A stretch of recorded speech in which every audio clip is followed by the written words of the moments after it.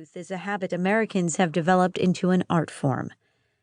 After the most recent presidential election and the country's contrasting reactions of jubilation and despair, I couldn't stop thinking about the power in voting and what it means in a country that appears so divided on cornerstones of democracy: the First Amendment, the rule of law, immigration, whether watching 18 hours a day of cable news is a good idea. I live in New York City and am a journalist. I've written articles on entrepreneurs at the top of their game, tech executives trying to survive Supreme Court battles, artists creating postcards with political messages, and the very real struggle to complete infinite jest. But my own story begins in Liberty, Texas. Its population now just shy of 10,000 people. It was an even smaller town when I lived there. Towering oak trees shade the 3-story limestone courthouse in a quintessential town square. It's Liberty's 7th courthouse, the first built of hewn logs when Texas was still part of Mexico. The town burger joint is across the street, and multiple churches are within walking distance. Their steeples among the tallest things in town. I feel a strong connection to both Manhattan and my hometown, but around election time they seem like different universes. Liberty County is overwhelmingly Republican, while my current neighborhood votes heavily in favor of Democrats. At the end of 2016, it felt like New York and other major cities had long lived with the idea that their opinions were the only ones that mattered, while Liberty had finally banded together with its like-minded small towns to turn an annoyed whisper into a thunderous shout.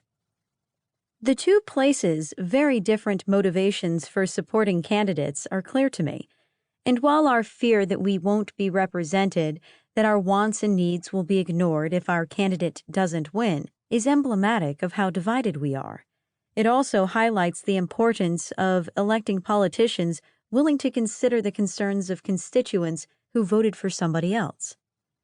Despite the constant political noise about our strong feelings, our hopes, and our abiding deference to the idea of majority rule, so many of us are silent come Election Day.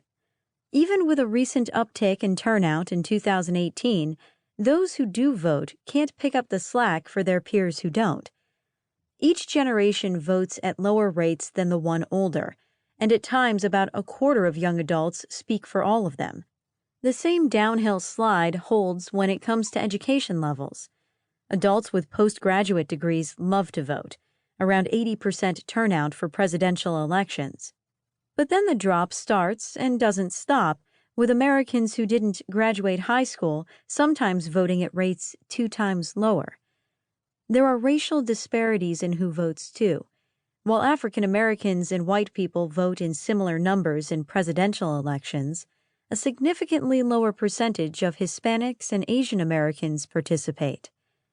Each person who does vote is motivated by his or her own unique combination of issues and histories. Loyalty to a political party gets some to the polls. Others vote when their union tells them to, or when their favorite TV commentator does. The most predictable voters do it out of habit, driven by civic duty as much as by who is on the ballot. Every election offers young people the thrill of voting for the first time. Some people cast a ballot to honor grandparents who never had the privilege. A friend recalls adults in Sunday school who said that finding candidates who would outlaw abortion was a top priority. An Ohio auto worker's vote in the last presidential election was earned by the person he thought could save the livelihood of his struggling town. Those despairing over the environment are interested only in vocal proponents of greener policies. "It's the economy, stupid," has become a political trope, but impact on one's own wallet is the driving factor for many.